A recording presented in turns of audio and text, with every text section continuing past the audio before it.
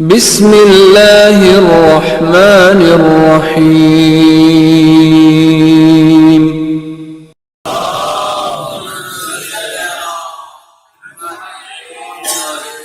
سورہ مبارکہ نساء ہے، آیت کا نشان ہے 65۔ اللہ اپنے حبیب کی عظمت کو بیان کر رہا ہے۔ ویسے بھی کائنات میں اگر کوئی بعد از خدا بزرگ ہے تو اسے مصطفیٰ ہے۔ ہم سب سنی شیعہ اور ایک اعتبار سے ہندو برادری جو مجلس میں آتی ہے وہ رسول اور نبی نہ مانتے ہوں مگر صادق اور امین مانتے ہیں، اور اللہ کے رسول نے اللہ کا کلمہ پڑھوانے سے پہلے اپنے کردار کا کلمہ پڑھوایا۔ وہ لوگ زندہ رہتے ہیں، وہ لوگ حاکم رہتے ہیں، وہ لوگ بڑے شمار ہوتے ہیں کہ جن کا کردار روشن ہو۔ میں شیعہ برادری سے ابھی پہلے ہی مرحلے پر ایک جملہ کہہ دیتا ہوں کہ تشیع کی طرف جو لوگ راغب ہو رہے ہیں وہ بہت تیزی سے آنا چاہتے ہیں، فوج در فوج آنا چاہتے ہیں، اور ایسے زمانے میں آنا چاہتے ہیں جب اذانوں سے علی ولی اللہ بند کروانے کی بات ہو۔ ہمارا دشمن اول تو پاکستان میں کوئی ہے نہیں، میں تو اپنا آپ کا ہمارا میں نہیں مانتا کہ ہمارا کوئی دشمن پاکستان میں ہے۔ جو ہماری دشمنی کا ٹائٹل لیے پھرتے ہیں نا وہ اس قابل نہیں ہے کہ ہم سے دشمنی کریں۔ ہم سے دشمنی کرنے کے لیے قابلیت چاہیے جو ان میں نہیں ہے، صلاحیت چاہیے جو ان میں نہیں ہے۔ یہ ایک علم کی کڈھن میں توہین کرتے ہیں، دنیا میں 50 نئے علم لگ جاتے ہیں۔ لبیک یا حسین،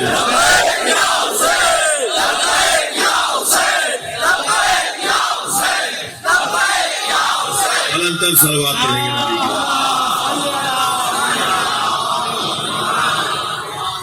میرا تو آپ کے ذریعے سے مشورہ ہے اپنے ہمارے خود ساختہ دشمنوں کو، انہیں ایک مشورہ ہے کہ عقل سے کام لو، اپنی عقل بڑھاؤ۔ ویسے علی کے دشمنوں کے قریب عقل تو جا نہیں سکتی، تو میں کا مطالبہ کر رہا ہوں۔ ذرہ برابر بھی اگر ان کے دل میں اہل بیت کی محبت آ گئی، ممکن ہے مجلس سے اترنے کے بعد، توجہ ہے، ممکن ہے مجلس سے اترنے کے بعد کوئی مجھے روک لے اور کہے مولانا ان کے دل میں اہل بیت کی محبت ہے، تو میں اسے ابھی سے جواب دے دیتا ہوں، ہم اہل بیت کی محبت اس وقت تک نہیں مانتے جب تک اہل بیت کے دشمنوں سے نفرت ہے۔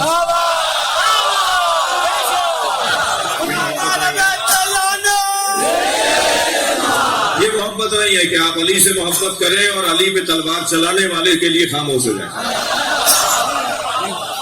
میں دعا دوں گا برادرم عزیزم جناب انجینئر محمد علی کو، بہت اچھا لمحہ فکریہ انہوں نے چھوڑا ہے۔ وہ فرماتے ہیں کہ اگر علی کے زمانے میں ہوتے تو وہاں علی کے ساتھ کھڑے ہو کر تلوار چلانے کو تیار تھے، آج بولنے کو تیار نہیں۔ تمام مسلمانوں پر واجب تھا، جب سب نے طے کر لیا کہ علی حق پر ہے تو تمام مسلمانوں پر واجب ہے کہ علی کا ساتھ دیں۔ اگر اس زمانے میں ہوتے تو علی کا ساتھ دیتے، علی کے حق میں تلوار چلاتے، علی کے ساتھ کھڑے ہو گئے، علی کے مخالفوں سے جنگ کرتے۔ آج کہتے ہو خاموش ہو جاؤ، بتاؤ کہ علی چلے گئے؟ مجھے جواب دیا جائے، اذانوں میں محمد الرسول اللہ پکار کر کیا ہم اعلان نہیں کرتے کہ محمد رسول اللہ ہے؟ عزیزان گرامی، وہ کوئی اور ہوں گے کہ جنہوں نے ابھی معاملات کو سمجھا نہیں ہے۔ ہم علی ولی اللہ کہہ کر کسی بھی آنے والے نبی کا دروازہ بند کر دیتے ہیں۔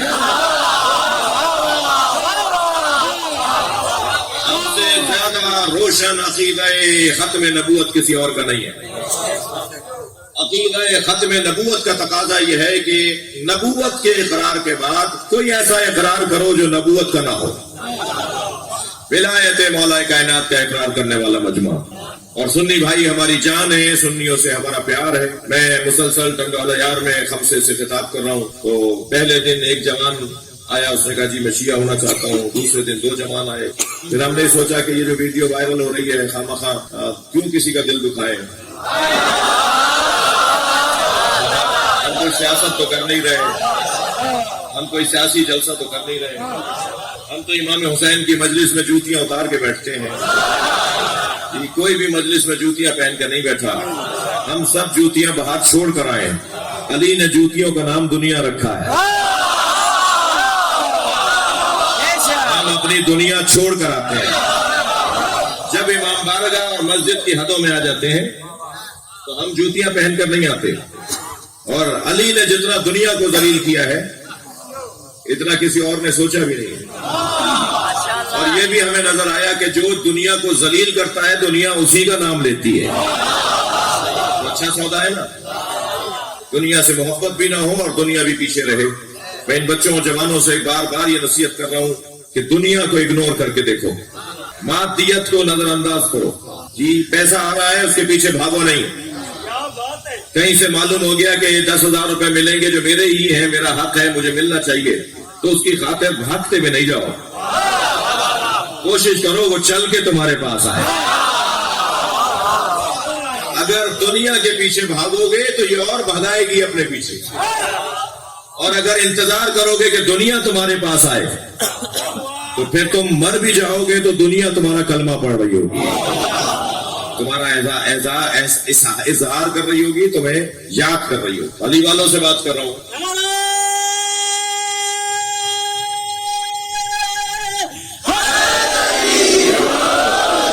مجھے تکلیف ہو رہی ہے جو دوست دھوپ میں بیٹھے ہوئے ہیں انہیں دیکھ کر، لیکن جتنی دیر یہ دھوپ میں بیٹھیں گے اتنا ان کا ثواب ہم سے زیادہ ہے۔ برداشت کیجیے، اللہ آپ کو اس کا اجر و ثواب عطا فرمائے،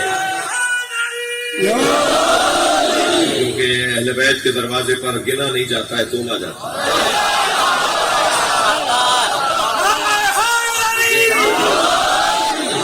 یہ جو جتنی زحمت اٹھائے گا اس کا اتنا ہی مقام رہتا ہے۔ یہ وقت گزر جائے گا مگر اس وقت کا مزہ باقی رہے گا۔ جیسے مولا فرماتے ہیں نا کہ عبادت کرو، عبادت کا وقت گزر جائے گا مگر حلاوت باقی رہے گی۔ گناہوں سے بچو، گناہ کا وقت گزر جائے گا مگر تلخی باقی رہے گی۔ 20 سال بعد بھی وہ ایک لمحے کا جو گناہ ہوتا ہے نا، وہ ایک منٹ میں جو گناہ کیا ہوتا ہے 20 سال بعد وہ بھی تکلیف دے رہا ہوگا۔ لہذا عبادت میں جتنی تکلیف ہوگی، آپ نے کبھی غور فرمایا کہ کھڑے ہو کر نماز پڑھنا ہے؟ جی اللہ نے جب صبح کی نماز کے لیے اٹھائی دیا تھا بستر سے، سب سے مشکل نماز فجر۔ میں ان بچوں اور جوانوں سے گزارش کروں گا کہ اگر اپنی انسانیت بچانی ہے، اپنا ضمیر بچانا ہے، اپنی فطرت کو سالم رکھنا ہے تو نماز فجر قضا نہ کیا کرو۔ نماز فجر کا جو ٹائم ہے نا، وہ انسان کو انسان بنانے کا بہترین ذریعہ ہے۔ جس وقت میں اللہ کے دروازے، فرشتے، رحمت کے دروازے، رزق کے دروازے کھلتے ہیں نا، وہ 1.25 گھنٹے سے زیادہ کا دورانیہ نہیں ہے، اس کے بعد وہ قضا ہو جاتی ہے۔ توجہ متروں میں وہ پھر قضا ہو جاتی ہے، پھر وہ 1.25 گھنٹے کا جو دورانیہ ہے اس کو ذرا خیال کرو، کسوٹی بنا لو کہ نماز فجر پڑھنی ہے۔ دن میں نماز دیر سے پڑھی مگر نماز فجر کو کسی طرح سے پکا کرو۔ میں آپ کو ضمانت دے رہا ہوں جن کی نماز فجر پکی ہوتی ہے نا، وہ انسان رہتے ہیں، جانور نہیں ہونے پاتے۔ اور ماحول تو ہمیں مسلسل جانور بنا رہا ہے۔ نماز فجر کو کسوٹی بنائے، ظہر اثر مغرب عشاء بھی واجب ہے مگر وہ کسوٹی نہیں ہے، وہ پیمانہ نہیں ہے، نماز فجر پیمانہ ہے۔ توجہ چاہوں گا، جب اللہ نے ہمیں بستر سے اٹھائی دیا تھا تو 4 رکعت پڑھوا لیتا۔ سب سے مشکل نماز، سب سے کم مشکل ترین نماز ہے فجر کی۔ بستر چھوڑنا پڑتا ہے، سردیوں میں ٹھنڈے پانی سے وضو، جی گرمیوں میں پریشانی، اور نیند سے زیادہ تو کسی چیز سے لڑنا ہی نہیں بنتا۔ سب سے زیادہ لڑائی اگر انسان کو مشکل سے کرنی پڑتی ہے تو وہ نیند سے لڑائی ہوتی ہے۔ شاید اسی وجہ سے ہمارے بھائیوں نے نماز کو نیند سے افضل کہہ دیا ہے۔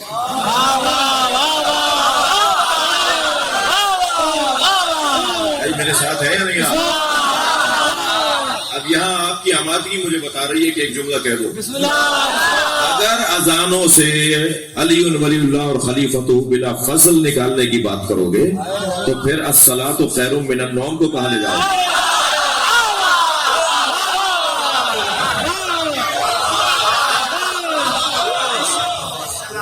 جو ہے میں اس سے زیادہ ہضم نہیں ہوگا۔ صلوات پڑھے ذرا محمد۔ ماشاءاللہ بہت بڑی تعداد میں، مگر صلوات سب نہیں پڑھ رہے۔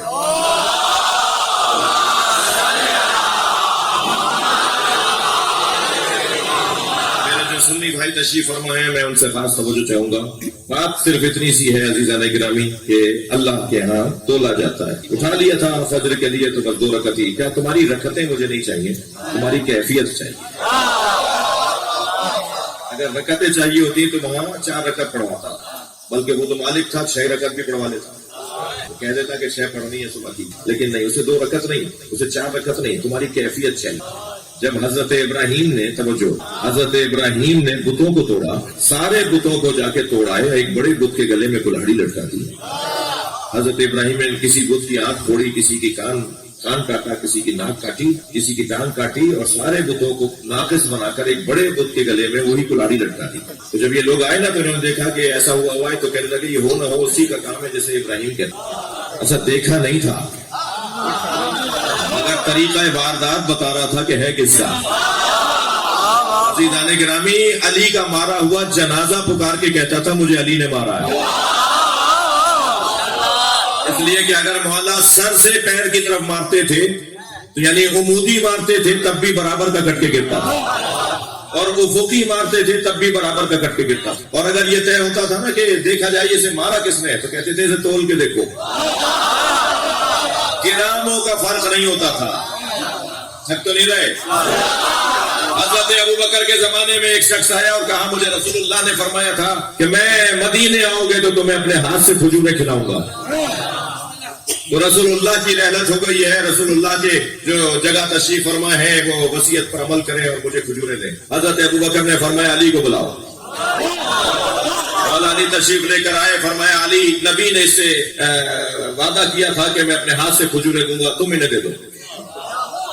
ہمارے مولا علی نے اسے کھجوریں دی، اس نے کھجوریں لی اور چلا گیا. تو ایک صحابی محترم نے کہا یا ابوبکر یہ کام تو آپ بھی کر سکتے تھے، یہ کھجوریں جیسے علی نے دے دی ایسے آپ بھی دے دیتے. فرمایا جب میں غار میں نبی کے ساتھ تھا تو ساری رات نبی نے یا اللہ کی بات کی یا علی کی بات کی. یہ اللہ سمجھاتے رہے یا علی بتاتے رہے. اور فرمایا غار میں مجھ سے فرمایا نبی نے کہ اے ابوبکر سنو، اِنَّ کَفِي وَكَفَى عَلِيٍّ سِوَا، میرے ہاتھ کی گرفت اور علی کے ہاتھ کی گرفت ایک جیسی ہے. صلوات پڑھے محمد.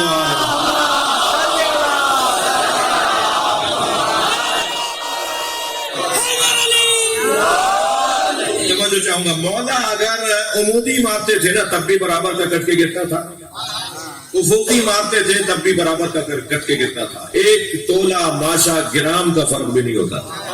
میرے محترم عزیزوں، میرے سننے والوں، میرے محترم حاضرین سامعین، بات اتنی ہے کہ اس پوری کائنات میں اگر کوئی افضل ترین وجود ہے تو وہ سرکار کا. نبی سے بڑا کوئی نہیں، نبی کے نور سے بڑا کوئی نور نہیں. نبی کے نور کا ہی ٹکڑا کیا تو اس کا نام علی رکھا. لہذا سب سے زیادہ افضل وجود اگر کوئی ہے کائنات میں تو وہ سرکار نبی کا وجود. فرمایا جب اللہ نے میرے نور کو شگافتہ کیا تو اس میں سے جو نور نکلا اس کا نام علی رکھا. تو یہ دونوں بھائی ایک نور ہی سے، بلا تشبیہ. جیسے سکے کے 2 رخ ہوتے ہیں، ایک جانب لوگو بنا ہوا ہوتا ہے، ایک جانب مالیت لکھی ہوئی ہوتی ہے. لوگو دیکھ کر پہچان جاتے ہیں کہ کون سے ملک کا سکہ ہے، مالیت دیکھ کر پہچان جاتے ہیں کہ اس کی قیمت کتنی ہے، کیا چیز اس کے بدلے میں مل سکتی ہے. توجہ، اسلام اور مملکت الہیہ کا بھی سکہ ہے. جو ایک طرف سے دیکھے تو محمد نظر آئے اور ایک طرف سے دیکھے تو علی نظر آئے. علی نبی کی مالیت کو کہتے ہیں اور نبی علی کی حیثیت کو کہتے ہیں. یہ دونوں بھائی اللہ نے ان دونوں ہستیوں کو کمالات میں یکساں رکھا. الا لا نبی آبادی. فرمایا بس فرق یہ ہے کہ میرے بعد کوئی نبی آنے والا نہیں. اس نبی کی عظمت کے لیے اللہ ارشاد فرما رہا ہے فلا وربک لا یؤمنون حتی یحکموک فیما شجر بینہم. اب یہ عورتوں کے حقوق ادا کر رہا ہوں، یہ والا مائک لگا اس لیے کہ خواتین میں یہ والی آواز، ورنہ اس نے میرا سر میں درد توبہ سے شروع کر دیا ہے. ایک سلوات پڑھے ذرا.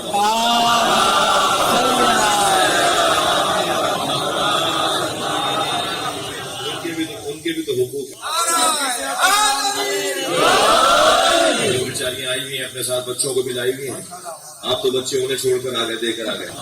وہ مجلس بھی سنیں اور بچے کو بھی پالیں، اور مجلس میں بھی بیٹھیں اور بچے کو بھی سنبھالیں. اور واقعا میں تو اپنے نظریے کا اظہار کر رہا ہوں کہ ہم اگر آج مولائی ہیں تو اپنی ماؤں کی وجہ سے.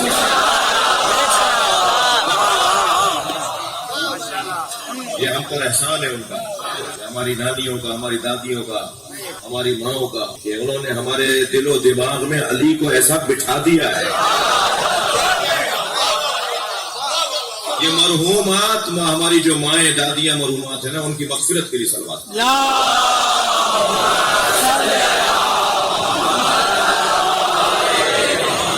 بھائی آپ کی آمادگی مجھے بتا رہی ہے، میں مجلس تو ایسے ہی پڑھوں گا، باتیں باتیں ہوتی رہیں گی.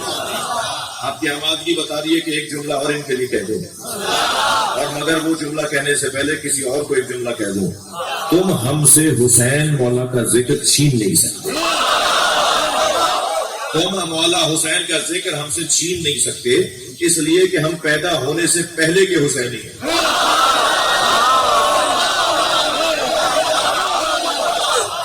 ڈاکٹر حضرات بیٹھے ہوئے ہیں، اور ہمارے نندو اور کنٹن کے تو ماشاءاللہ ہر گھر میں 4 ڈاکٹر ہیں، اور ماشاءاللہ یہ علاقہ جو ہے وہ ڈاکٹروں کا علاقہ ہے.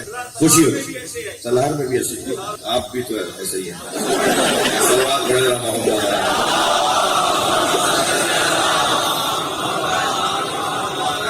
توجہ ہے ذرا اچھی. اگر آپ ناراض نہ ہو تو ایک جملہ کہو.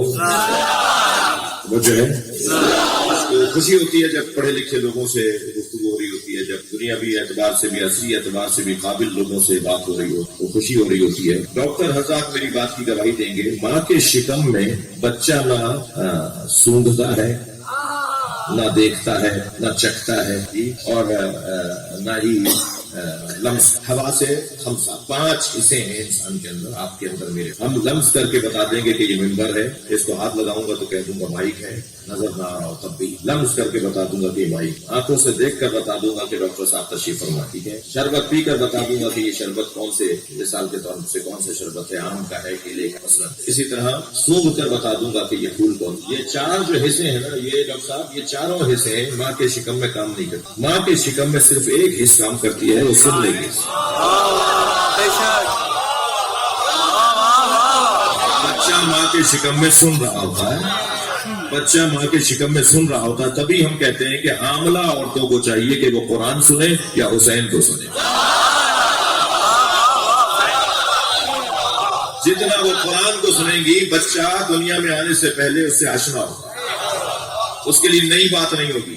ہماری ماؤں کا ہم پر احسان ہے کہ یہ ہمیں ان دنوں میں بھی مجلس میں لے جاتی تھی، اور ہم جب مجلس میں اپنی ماں کے شکم میں جاتے تھے نا، اور نوحہ سنتے تھے اور مولا حسین کا نام سنتے تھے، تو ہم دنیا میں آنے سے پہلے اس نام سے آشنا تھے. صلوات پڑھیں محمد و آل محمد. گزارش کروں گا مجلس کے اندر، ابھی خواتین کو میں سر میں درد لے کر سنانا چاہ رہا ہوں کہ خواتین سے گزارش کروں گا کہ خاص طور پر جب آپ امید سے شروع ہو جائیں، آپ کے دن شروع ہو جائیں، اور جب تک بچہ دنیا میں نہ آئے، خدا نہ خواستہ کوئی حرام کام نہ کرنا، کوئی ایسا کام نہ کرنا جو بچے کی تربیت پر فرق ڈالے، کوئی ایسی بات نہ سننا جو بچے کو بھی سنائی دے. خبردار کوئی غیبت نہ کرنا، بچہ منافق پیدا ہوگا. بڑی ذمہ داریاں بنتی ہیں امید سے ہو جانے والی ماں کے لیے، اس لیے کہ اب وہ اپنے لیے نہیں جی رہی، وہ اب ایک معاشرے کے لیے جی رہی ہے، وہ اب کسی اور کی خاطر جی رہی ہے. تو اسے 4 دفعہ سوچنا ہوگا کہ مجھے یہاں جانا چاہیے یا نہیں جانا چاہیے. اس کے سامنے اگر کوئی غیبت کر رہا ہو تو اسے ٹوک دو کہ بھائی اب مسئلہ صرف میرا نہیں ہے، مسئلہ تو ایک امانت الہیہ کا ہے جو میرے پاس منتوں کے بعد آئی ہے.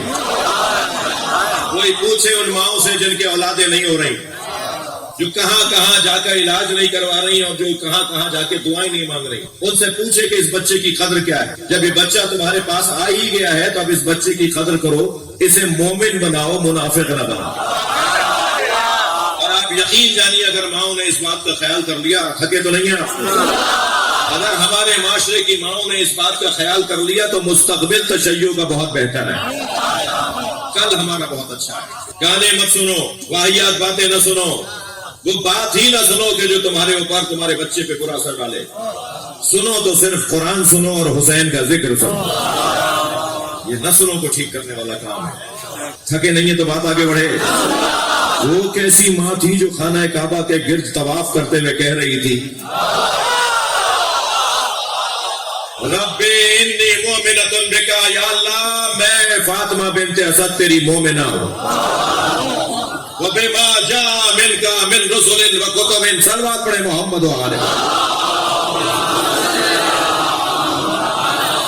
یا اللہ میں تیری مومنہ ہوں توجہ یا اللہ میں تیری مومنہ ہوں اور تیرے ہر پیغام پر ایمان رکھتی ہوں آسمان سے آنے والی ہر کتاب پر ایمان رکھتی ہوں میں سارے رسولوں پر ایمان رکھتی ہوں یا اللہ میں اپنے جد خلیل کے دعا پر یقین رکھتی ہوں اب جملہ سنیں حضرت فاطمہ بنت اسد کا ماں کے شکم میں بچہ ہے اور ایک ماں اللہ سے مناجات کر رہی ہے یا اللہ میں اپنے جد ابراہیم کی اس دعا پہ یقین رکھتی ہوں جنہوں نے کہا تھا وَاجْعَلْنِي لِسَانَ صِدْقٍ فِي الْآخِرِينَ وَاجْعَلْنِي لِسَانَ صِدْقٍ عَلِيًّا یہ دونوں آیتیں ہیں یا اللہ آخری زمانے میں ابراہیم جد نے دعا کی تھی فاطمہ بنت اسد کہہ رہی ہے میرے جد ابراہیم خلیل نے دعا کی تھی کہ آخری زمانے میں ہمیں سچی علی زبان عطا فرما یا اللہ یہ جو بچہ میری شکم میں ہے یہ مجھ سے کہتا ہے میں ہی تو علی ہوں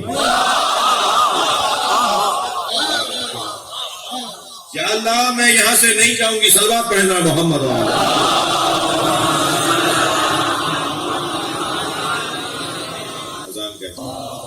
لا الہ الا اللہ صلوات پڑھنا محمد سب مل کر نہیں پڑھ رہے صلوات میرا دل پر جائے کہ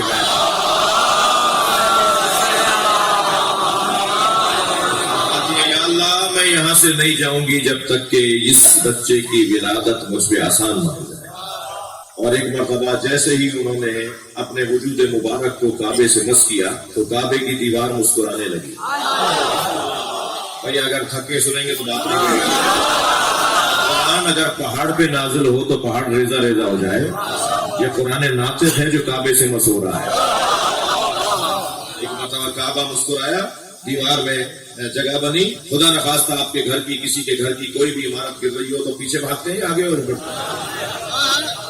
چھت گر رہی ہے تو اندر جائیں گے یا باہر نکلیں گے کعبے کا جب ایک مرتبہ ہلنے لگا کعبہ تو بی بی کو باہر جانا چاہیے تھا دور رکھنا چاہیے تھا اور آگے بڑھ گئی مان لو کہ جیسے ام موسیٰ پہ وحی آئی تھی ام حیدر پہ بھی وحی آ رہی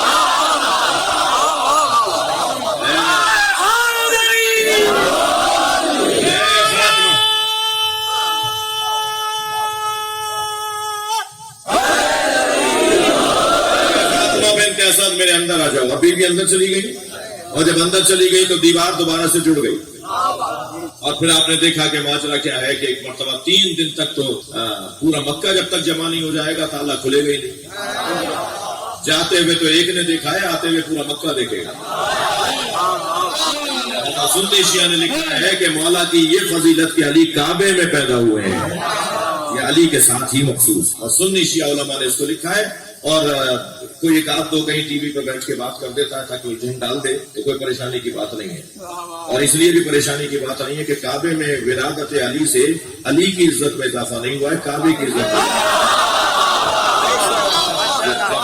جب میرے مولا چوتھے زینے پر جا کے بیٹھے نا چوتھے حکومت میں پہلے زینے دوسرے زینے کو چھوڑ کر چوتھے زینے پر جہاں نبی بیٹھتے تھے وہاں جا کے بیٹھے مولا علی تو حضرت عمار برابر میں بیٹھے تھے منبر کے مولا علی نے دیکھا کہ لوگ سرگوشی کر رہے ہیں کان میں ایک دوسرے سے کچھ باتیں ہو رہی ہیں تو مولا نے حضرت عمار سے پوچھا عمار یہ کیا باتیں کر رہے ہیں حضرت عمار نے فرمایا یا علی یہ کہہ رہے ہیں کہ آپ وہاں بیٹھ گئے جہاں نبی بیٹھتے تھے تو میرے مولا نے ایک مرتبہ منبر پہ ایسے ہاتھ مارا فرمایا ماں ہاتھ یہ لکڑیوں کا ڈھیر کیا ہے انا راکب کتف النبی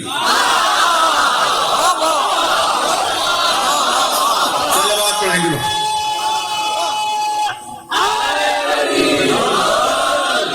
تو نبی کے دوش پر بیٹھا ہوں تو لکڑیوں کا ڈھیر ہے تم اگر یہ جاننا چاہتے ہو کہ یہاں کہاں بیٹھ گیا اللہ اکبر تو علی کی عظمت دیکھیں مولا علی کا اگر میں مان رہا ہوں یا علی کہہ رہا ہوں تو علی کی عظمت میں اضافہ نہیں ہو رہا میں یا علی کہتا ہوں تو میری عظمت میں اضافہ ہوتا ہے میری عزت میں اضافہ ہو جاتا ہے تھکے میں نہیں یہ تو جملہ کہوں میں جب نعرہ حیدری لگاتا ہوں نا تو مجھے تو پتہ ہی نہیں ہے کہ میں کیا بول رہا ہوں دشمن کے دل دہلنے لگتے ہیں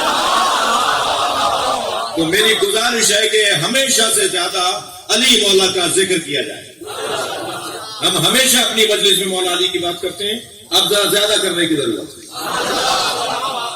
جس چیز سے روکا جائے حکمت یہ ہے کہ وہی حق بات کی جائے. پاکستان کے اندر ایک شرارت کرنے کی کوشش ہو رہی ہے کہ ہم قانون کے راستے سے علی اور ولی اللہ کی اذانوں کو بند کروائیں گے. پاکستان کا قانون پاکستان کا ہے، پنجتن والوں کا قانون ہے، پاک لوگوں کا قانون ہے. اس کے پہلے ہی صفحے پہ لکھا ہوا ہے کہ یہ زمین اللہ کی ملکیت ہے، اور انہیں کوئی جا کر بتائے کہ پاکستان اللہ کی ملکیت نہیں ہے، کائنات پنجتن کے حوالے اللہ نے کی ہے. یہ پوری کائنات کا اختیار پروردگار عالم نے پنجتن کو اہل بیت کو عطا کیا ہے. مالک اللہ ہے، ملکیت کا اظہار ان سے ہوتا ہے. خالق اللہ ہے، اظہار وجود ان سے ہوتا ہے. رازق اللہ ہے، بٹتا ان کے ہاتھ سے ہے. تھک رہے ہیں آپ میری باتوں سے؟ میرے مولا سجاد فرماتے ہیں ان اللہ یقسم ارزاق العباد، اللہ نے بندوں کے رزقوں کو معین کیا ہے.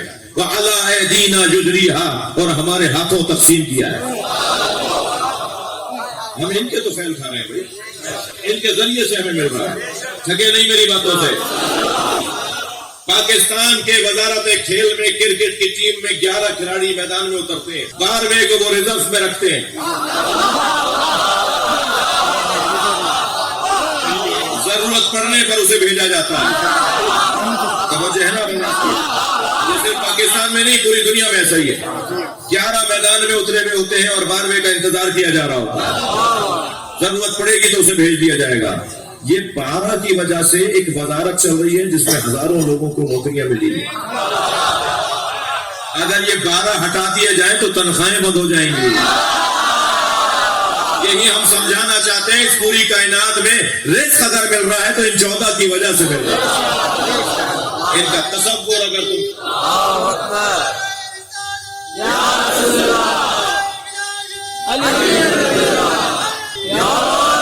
اگر ان 14 کا تصور ہٹا دیا جائے تو کچھ باقی نہیں رہتا. میں نے تو ابھی اپنے مضمون پر بات ہی شروع نہیں کی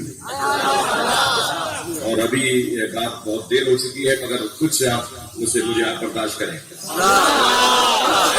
ارشاد ہو رہا ہے پروردگار عالم کا وَلَا وَرَبِّكَ لَا يُؤْمِنُونَ حَتَّى يُحَكِّمُوكَ فِي مَا شَجَرَ بَيْنَهُمْ. تمہارے رب کی قسم وہ مومن ہی نہیں ہے کہ جو اے میرے حبیب تمہیں اپنا حاکم نہ مانے.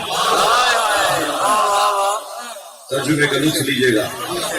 پہلے تو اللہ نے اس آیت کے اندر فلا وَرَبِّكَ، واو باب قسم ہے اس لیے رب کو ہم مجرور پڑھ. فلا وَرَبِّكَ، تمہارے رب کی قسم. یا اللہ تو ہمارا بھی رب ہے، تو تو آسمانوں کا بھی رب ہے، تو تو زمینوں کا بھی رب ہے، مگر کیوں کہہ رہا ہے کہ اے میرے حبیب تیرے رب کی تجھے قسم؟ تو اللہ اپنی ربوبیت کو مخصوص کر رہا ہے نبی کے ساتھ.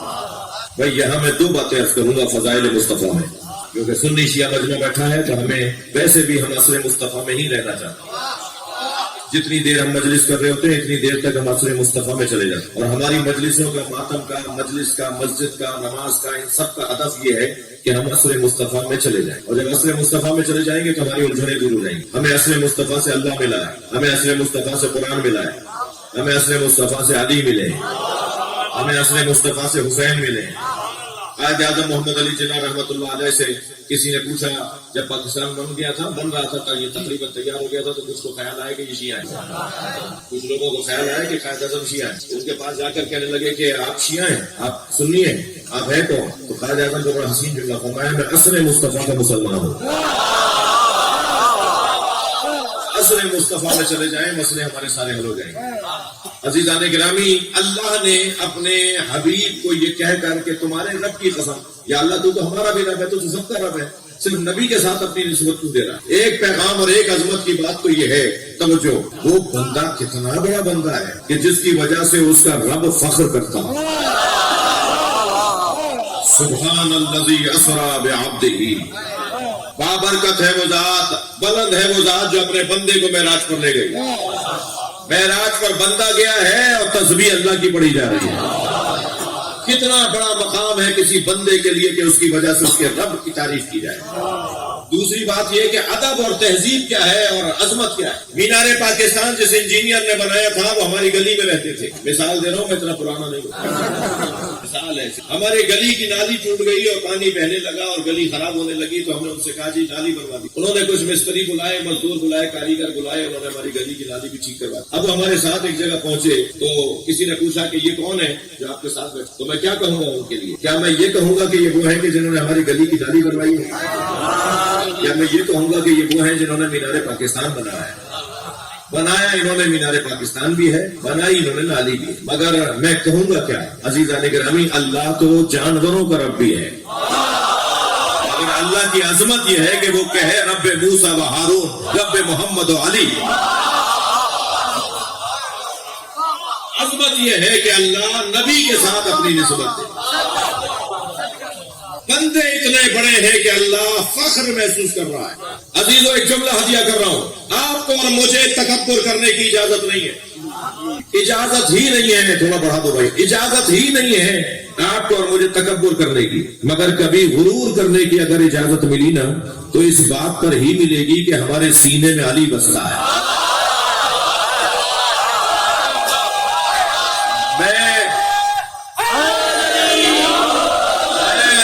سے گزارش کر رہا ہوں کہ جب بازار میں گھوما کرو تو پیسے کی بنیاد پر صرف گردن ٹیڑھی نہ کیا کرو. جب باہر نکلا کرو محلے گلی کوچے کے اندر تو پیسے اور گاڑی کی بنیاد پہ گردن ٹیڑھی نہ کیا کرو، بلکہ اس بنیاد پر گردن ٹیڑھی کرنے کا حق ہے کہ تم علی کو مانو.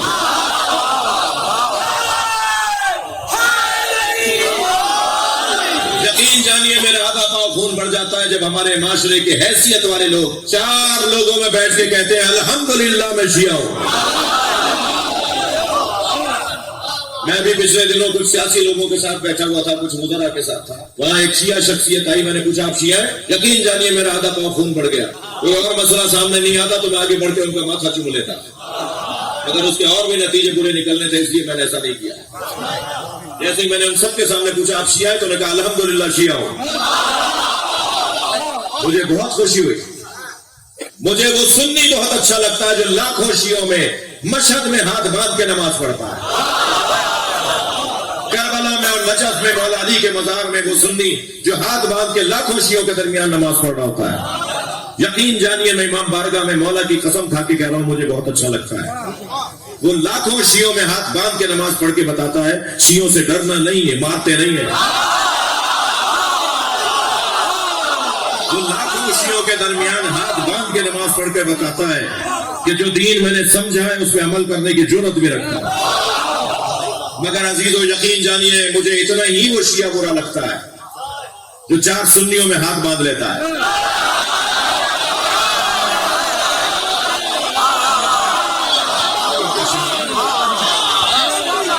تم پشیمان ہو علی کو مانتے ہو، نادم ہو کہ علی کو مانتے ہو؟ میرا یہ جملہ تکرار یہ سینہ ٹھوک کے کہو علی والا.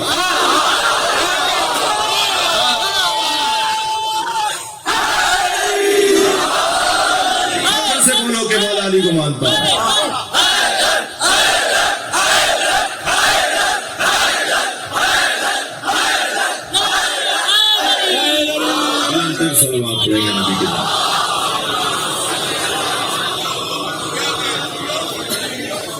کوئی ہمیں پشیمانی ہمیں فخر ہے کہ ہم علی والے ہیں. اور میں الحمدللہ سندھ میں مجلس پڑھ رہا ہوں. میرا یہ جملے تکراری ہے کہ سندھ کا تو ہندو بھی مولائی ہے. اس حسن کو باقی رکھیے. میری آرزو ہوگی یہ تھر کے علاقوں کے ہندو، یہ آپ کے بدین کے ہندو، یہ یہاں کے جو ہندو ہیں کوئی ڈھونڈ کے نکالیے. میں ایک مجلس تو پڑھتا ہوں، میں آپ کی مجلس چھوڑ دوں گا، ہندو کے جا کے پڑھوں گا.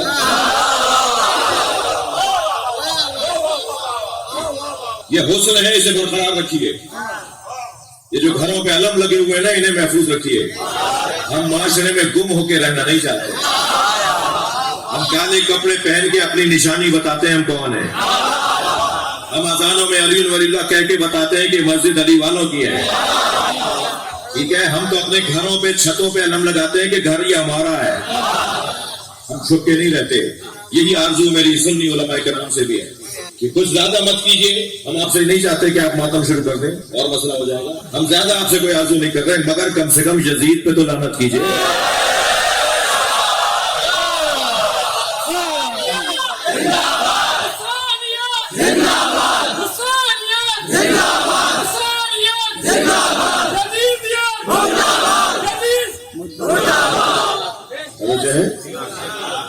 یہ تو کم سے کم کر لیجیے، طے کر دیجیے بھائی، طے کر دیجیے کہ آپ کون سے قبیلے میں.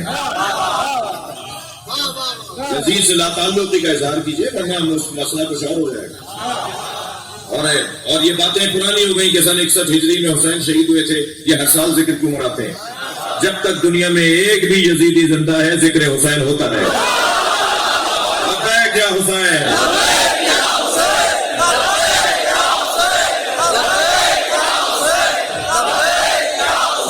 بلندر صلوات ہدیہ کریں نبی کی بات.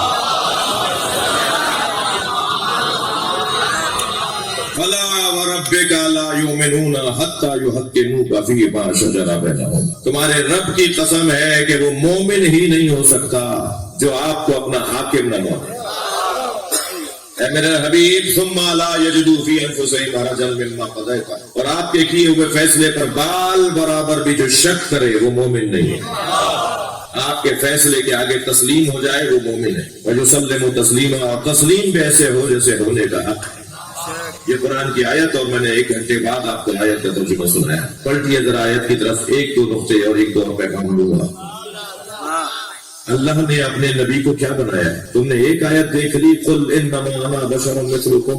اے میرے حبیب کہہ دو میں تمہاری طرح بشر ہوں. تو اس کو تم جھنڈا بنا کے کر رہے ہو. نبی نے تو خود کہا ہے کہ میں تمہاری طرح بشر ہوں. نبی نے خود کہا ہے کہ میں تمہاری طرح بشر ہوں جی. اور اللہ نے کیا کہا ہے وہ تم نہیں دیکھ رہے. نبی کا بولنا اور اللہ کا نبی کو بولنا جملہ بہتر کرتا ہوں. نبی نے جو اپنے لیے کہا وہ تم نے دیکھ لیا، جو اللہ نے نبی کے لیے کہا وہ نہیں دیکھ رہے. میں اس ممبر پر بیٹھ کر اگر کہوں کہ میں شہنشاہ حسین نقوی جاہل ہوں، اور 1 دفعہ نہیں 10 دفعہ کہہ دوں اپنی 1 گھنٹے کی تقریر میں، اور یہ میرا چھوٹا سا بچہ، میرا عزیز، میرا بھائی، میرا بچہ، میرا بھتیجا، میرا پوتا، یہ میرا لال، مجھے نہیں پتا کس کا بچہ ہے، میں یہاں کا رہنے والا نہیں ہوں، مگر اس کا ذوق میں دیکھ رہا ہوں مسلسل مجلس میں شوق سے بیٹھے ہوئے. ان کی آرزو ہے کسی طرح میرے ساتھ سیلفی کھنچوا لیں. یہ جو پیار کر رہا ہے نا اس وقت کا بچہ، یہ میری بڑی قیمت ہے، اور یہی دشمن کو پریشان کر رہی ہے.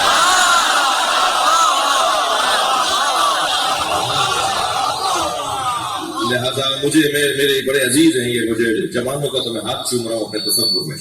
بزرگوں سے مجھے دعا چاہیے. مجلس ختم ہو گئی، اس بچے سے پوچھ لیا کسی اس کے پڑوسی نے کہ کہاں سے آ رہے ہو؟ کہا جی مجلس میں سے آ رہا ہوں. کون پڑھ رہا تھا؟ مولانا جاہل. کسی نے اس بچے سے پوچھا کہ کہاں سے آ رہے؟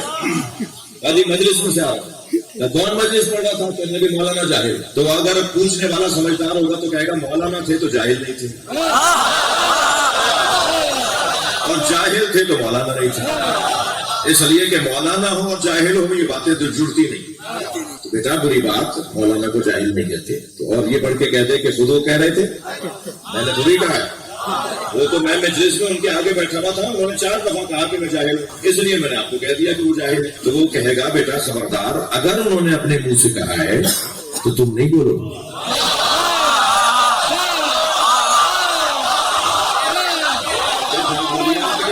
ایک سلوات پڑھیں نا محمد.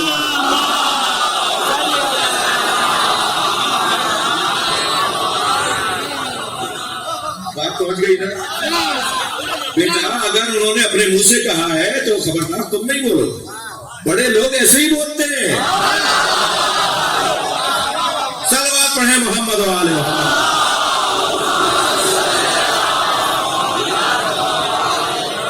اگر وہ اپنے منہ سے کہہ رہے تھے کہ میں جاہل ہوں تو یہ ان کی انکساری ہے، خاکساری ہے. بچے کو سمجھایا جائے گا. یہ ان کا تواضع ہے، یہ ان کا اپنی ذات کی نفی کرنا ہے، یہ ان کی انکساری ہے. تم اپنے منہ سے نہیں بولو. میں ساری زندگی ہر مجلس میں 10 دفعہ کہتا رہوں میں جاہل ہوں، آپ یہی کہتے رہیں گے جو میں نے ابھی کہا. لیکن اگر حضرت آیت اللہ سیستانی کی طرف سے لیٹر آ جائے کہ شہنشاہ حسین نقوی جاہل ہے، آیت اللہ خامنائی کی طرف سے لیٹر آ جائے کہ شہنشاہ حسین نقوی جاہل ہے، تو یہ انکساری نہیں ہے، سند ہے. نبی کہہ رہے ہیں میں تمہاری طرح بشر ہوں، اللہ کہہ رہا ہے یہ تمہارے اوپر حاکم ہے.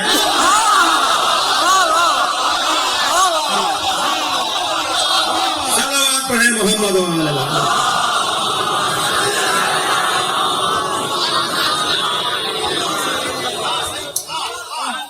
نبی کا کہنا کہ میں تمہاری طرح بشر ہوں یہ انکساری شمار کیا جائے گا، یہ نبی کے اخلاق کا حصہ شمار کیا جائے گا، یہ ذات کی نفی شمار کی جائے گی. تم اللہ سے پوچھو کہ یہ کیا ہے. میں جب اللہ سے پوچھنے چلا تو مجھے تو عجیب منظر نظر آیا. مجھے تو ایسا لگا جیسے اس کائنات میں اللہ کو نبی کے علاوہ کچھ نظر ہی نہیں آتا. رجل ہے، کین ہے، لسان ہے، اذن ہے. کبھی پنڈلیاں نظر آتی ہیں نبی کی، کبھی نبی کے پیر اللہ کو نظر آتے ہیں، کبھی نبی کے کان اللہ کو نظر آتے ہیں، کبھی نبی کی آنکھیں اللہ کو نظر آتی ہیں. یہ سجا سجا کر اللہ نے بھیجا. ساری دنیا سے اللہ کہتا ہے کہ بستر چھوڑو مصلے پر آ جاؤ، بستر چھوڑو مصلے پر آ جاؤ. اور اپنے حبیب سے کہتا ہے قم اللیل الا قلیلا، کبھی بستر پہ بھی چلے جائے گا. صلوات پڑھیں محمد و آل محمد.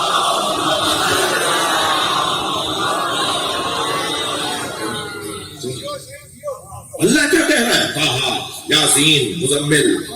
یہ پھٹی ہوئی اگر ابابی پہن کر آ جائیں، یعنی پیبند لگی ابابی پہن کر آ جائیں تو اللہ کو ریشمی کپڑوں سے زیادہ اچھی لگتی ہے، مہنگے کپڑوں سے زیادہ اچھی لگتی ہے، اس لیے کہ میرے نبی نے پہن لی. بھائی جہاں پانی بھی میٹھا نہیں ہے اللہ اس شہر کی قسم کھا رہا ہے. جہاں کوئی درخت بھی نہیں اگتا اللہ اس شہر کی قسم کھا رہا ہے. لا اقسم بہذا البلد، مجھے قسم ہے اس شہر کی. مگر آیت یہاں رک گئی ہوتی تو شاید کوئی اور جا کے بس جاتا اور کہتا میری وجہ سے. فوراً قرآن نے کہا وانت حل بہذا البلد، اس لیے میں اس شہر کی قسم کھا رہا ہوں کہ اے مصطفیٰ تم اس میں رہتے ہو. جس شہر کا پانی بھی میٹھا نہیں ہے اللہ اس کی قسم کھا رہا ہے. توجہ ہے براد کی. میں دنیا بہت گھوم چکا ہوں اور بہت زیادہ شوق بھی نہیں ہے، مگر شاید دسیوں سینکڑوں علاقوں پہ جا کے دیکھ چکا ہوں دنیا میں. ایسے ایسے خوبصورت ممالک ہیں، ایسے ایسے خوبصورت شہر ہیں کہ پھر وہاں جا کر سوچا جاتا ہے کہ جنت بھی اس سے اچھی ہوگی. اتنے پرفضا ماحول، اتنے خوبصورت مناظر کہ انسان یہ سوچے کہ جنت اس سے زیادہ اچھی ہوگی. یہ تو ابھی دنیا ہے، یہ دنیا ہے تو جنت کیا ہوگی. مگر ایسے خوبصورت شہروں کو اللہ نے گردانا ہی نہیں. اللہ نے اگر قسم کھائی ہے تو مکے کی کھائی ہے، اس لیے کہ محمد رہتے ہیں. اقسم بہذا البلد وانت حل بہذا البلد. آیت یہاں مکمل نہیں ہوئی. ووالد وما ولد، اور ایک باپ کی قسم اور ایک بیٹی کی قسم. کیا تم بتا دو وہ باپ بیٹا کون ہے یا ہم سے سن لو؟ اسے ابو طالب اور علی کہتے ہیں.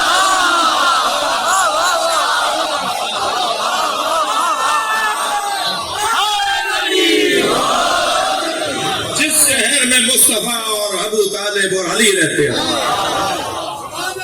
اللہ اس شہر کی قسم کھا رہا ہے. تو تم تو کہہ رہے ہو ہماری طرح بشر ہے.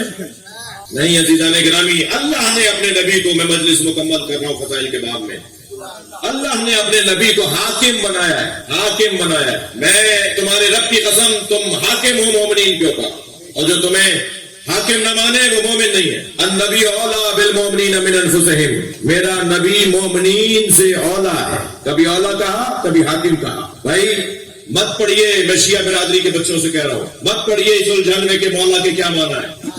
نبی نے جو مولا کہا تو اس کا کیا مطلب ہے؟ دوست، بھائی، مولا یعنی حاکم. مت پڑھیے اس الجھن میں کہ آپ کہتے رہتے ہیں کہ حاکم مراد ہے، وہ کہتے ہیں دوست مراد ہے، وہ کہتے ہیں ناصر مراد ہے. یہ ذوق کی بات ہے،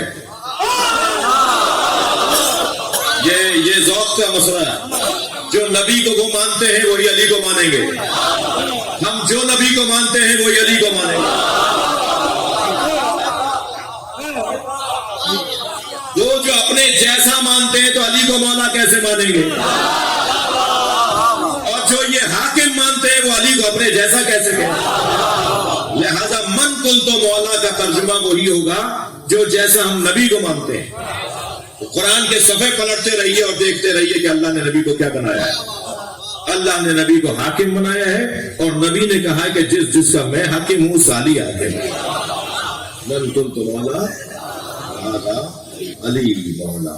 وقت گزر جائے گا, آزمائشیں ختم ہو جائیں گی, نئی طرح کی آزمائشیں آ جائیں گی. یہ دنیا ہے آزمائشوں کی جگہ ہے. مرد وہ نہیں ہے جو میدان چھوڑ کے بھاگے. تقریریں کرنا آسان ہے, پریکٹیکل کرنا مشکل ہے. میں آپ کے لیے دعا کروں, آپ میرے لیے دعا کریں. اگر کوئی بانی ہے مجلس پر مشکل آ جانے پر گھبرا جائے تو بہتر ہے وہ مجلس ہی نہ کرے. پہلا مسئلہ کیا ہے؟ امام یاد کریں ایسے کام کر جاؤ. حسین کہنے کی جرت رہی تو مر جاؤ.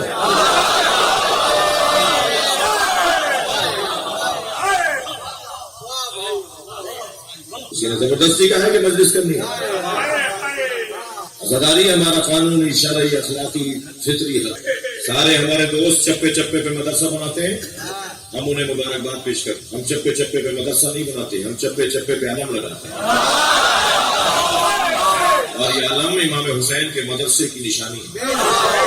یہ حسینی مدرسے کی علامت. جہاں علم عباس لگا ہوا ہوتا ہے ہم دور سے پہچان جاتے ہیں کہ یہاں بات ہوگی تو کربلا کی ہوگی. اور کربلا کی بات ساری خوبیوں کی بات, ساری خوبیوں کا ذکر کربلا کا ذکر. لہٰذا عزاداری پاکستان میں پچھلے سال آپ نے 70 سال کا ریکارڈ بنایا تھا.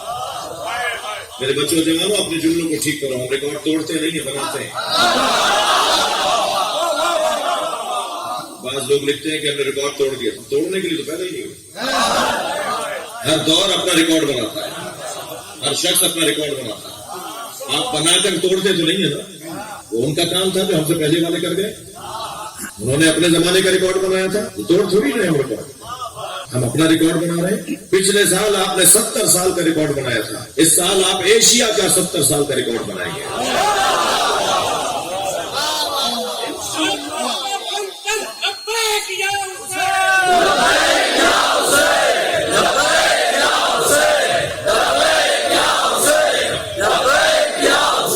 صلوات ہدیہ کر دیں نبی کی ذات پر.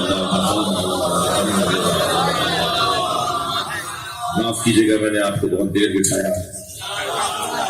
آپ کو میری وجہ سے اور مجھے آپ کی وجہ سے ثواب ملا, اور ہم اپنے اس ثواب کو اپنے مرحومین جتنے بھی آئے ہوئے ہیں مسلمان سنی شیعہ ان کے مرحومین کے لیے, خاص طور پر بانی مجلس جناب ڈاکٹر صاحب, جناب اشرف صاحب, ان کے خانوادے کے لوگوں کی طرف سے, بہنوں اور بھانجوں اور سالوں اور خانوادے کی طرف سے جو مجلس کا انتظام ہوا ہے, ان کے مرحومین کے لیے. عزیزوں, ہمارا تو صرف ایک ہی مطالبہ اور خواہش ہے, وہ یہ کہ کسی طرح ہمارا آخری وقت بھی حسین کے ساتھ ہی رہے. ہم دنیا میں آنے سے پہلے کے حسینی ہیں, اور دنیا سے جاتے وقت بھی ہم امام حسین سے ہی جڑنا چاہتے ہیں. جب ہماری میت اٹھائی جائے تو اس کو نوحہ سنایا جائے. جب ہمیں قبر پہ لٹایا جائے تو اس میں یہ نوحہ پڑھا جائے کہ ایک تھا کہ جس کو 3 دن زمین پہ چھوڑ دیا, کوئی دفنانے والا نہیں تھا. کیا گزری ہوگی بیٹیوں پر, کیا گزری ہوگی زوجاؤں پر. امام حسین کی 2 زوجائیں کربلا میں ساتھ ہیں نا, جناب رباب اور بی بی ام لیلا. ایک حضرت علی اکبر کی ماں اور ایک جناب علی اصغر کی ماں. اور کربلا میں ایک 4 سالہ بیٹی بھی ہے. اور مجلس میں اہل دل بیٹھے ہوئے ہیں. بیٹیوں کو باپ سے بڑی محبت ہوتی ہے جی. بیٹا پھر بھی باپ کو نظر انداز کر دیتا ہے, مگر بیٹی کبھی آگے آئے گی, کبھی پیچھے جائے گی, کبھی جوتے اتارے گی, کبھی کپڑوں سے خاک جھاڑے گی, پانی لا کر پلائے گی, بابا آ گئے. بیٹیوں کو باپ سے بڑی محبت ہوتی ہے. حضرت ابراہیم دعا کرتے ہیں, اللہ مجھے بیٹی دی جو میری جنازے کی زینت کرے. بیٹیاں اللہ کی رحمتیں. کربلا میں ایک 4 سالہ بیٹی بھی تو ہے. یا اس بیٹی کی شہادت کے لیے آیا ہے. جو رونے آئے ہیں اپنی آوازوں کو آزاد کریں گے. میں ایسے ہی مجلس پڑھ کے اپنے بیان کو مکمل کروں گا. کربلا میں ایک بیٹی بھی ہے جو بابا کی لاشیں کو چھوڑ کے جا رہی ہے. حتیٰ کربلا میں حسین کا گھوڑا بھی جانتا ہے کہ سکینہ کا مقام کیا ہے. جب بھی پیر پکڑ کے بیٹھ گئی تھی نا, جب حسین جا رہے تھے تو گھوڑے نے پیر اٹھائے نہیں تھے. جب امام نے تعجب سے کہا نا کہ تو نے کبھی میرے حکم کو ٹالا نہیں, آج میں تجھ سے بار بار کہہ رہا ہوں مجھے کربلا کے میدان میں لے جا, تو قدم نہیں اٹھا رہا. تو گھوڑے نے اشارہ کیا تو کیا دیکھا, سکینہ پیر پکڑے بیٹھی ہے. امام اترے گھوڑے سے، سکینہ کو گود میں لیا. بابا میں نے تو تمہیں رخصت کر دیا تھا. فرمایا ایک مرتبہ اور سینے سے لگا لیجیے. امام حسین کے سینے سے لگی، کچھ ہی لمحے بعد چونک کر اتر آئی. کہا بابا الوداع. امام نے فرمایا ایسے کیوں اتر رہی ہو میرے سینے سے؟ کہ بابا دادی زہرا کی آواز آ رہی ہے. سکینہ میں حسین کا مقتل میں انتظار کر رہی ہے. اجرکم اللہ، اجرکم اللہ. اللہ آپ کو کسی غم میں نہ رلائے سوائے غم اہل بیت. ہمیں رونے رلانے والوں میں قرار دے. عزاداروں، رونے والوں سے ایک سوال کر رہا ہوں. اللہ کا بڑا عجیب انداز ہے، ہر ایک سے اس کے مزاج کے مطابق امتحان لیتا ہے. حضرت یوسف پانی سے ہولتے تھے، بھائیوں نے کنویں میں پھینک دیا. بڑے پانی سے حضرت یوسف کو ہول آتی تھی، مگر یہ ان کا امتحان تھا کہ بھائیوں نے کنویں میں پھینکا. حضرت ابراہیم کے ہم منت مرادوں کے بعد اسماعیل کی ولادت ہوئی. اللہ نے امتحان لیا کہ اسماعیل کے گلے پہ چھری چلاؤ. امام سجاد کا بدن بہت نازنین تھا، ہاتھ پیر امام سجاد کے بہت نرم تھے. اللہ نے امتحان لیا کہ کوفہ اور شام کی راہیں ہوں گی، پیروں میں کانٹے چبھیں گے. اجرکم اللہ، اجرکم اللہ. جناب زینب کبھی بھائیوں کے سامنے بغیر چادر کے نہیں آتے. اللہ نے امتحان لیا کہ کوفے میں بغیر چادر کے جائیں گے، شام میں بغیر چادر کے جائیں گے. رو رہے ہیں آپ حضرات، وہ سنیں گے. امام حسین کو پیاس بہت لگتی تھی. ہر کچھ دیر کے بعد حسین کو پانی چاہیے ہوتا تھا. جب مولا علی کی شہادت قریب ہوئی نا، تو میرے مولا نے امام حسن سے فرمایا کہ میرے خاندان کے سارے بچوں کو، بہوؤں کو، بیٹیوں کو، دامادوں کو، پوتے پوتا، نواسا نواسیاں سب میرے سامنے لا کر بٹھاؤ.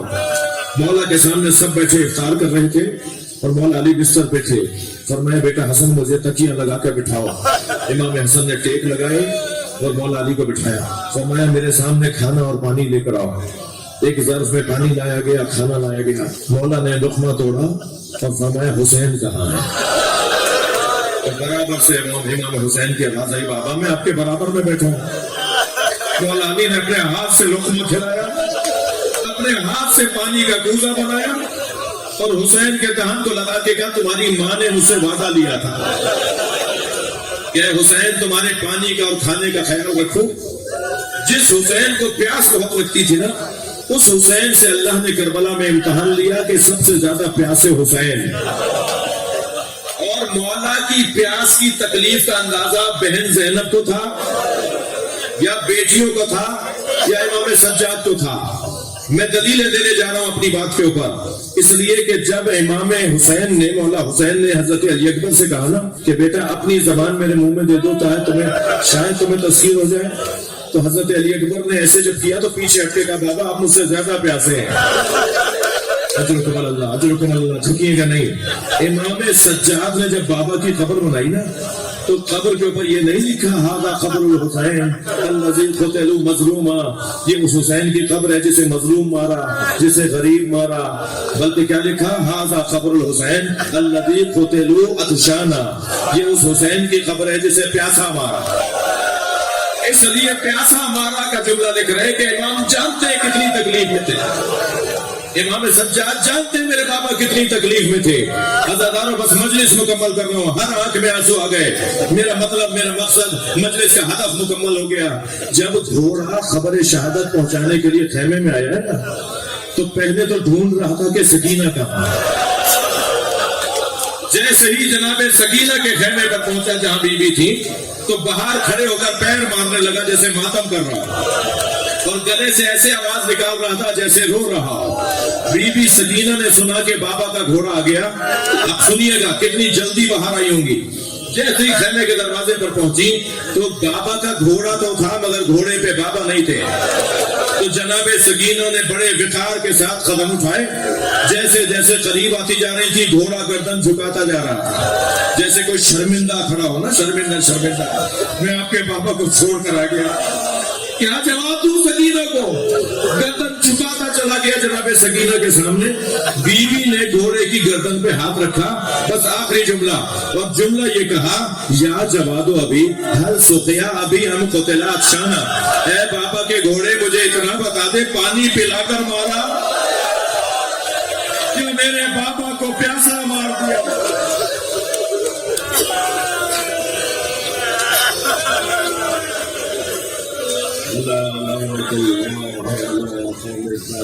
یا اللہ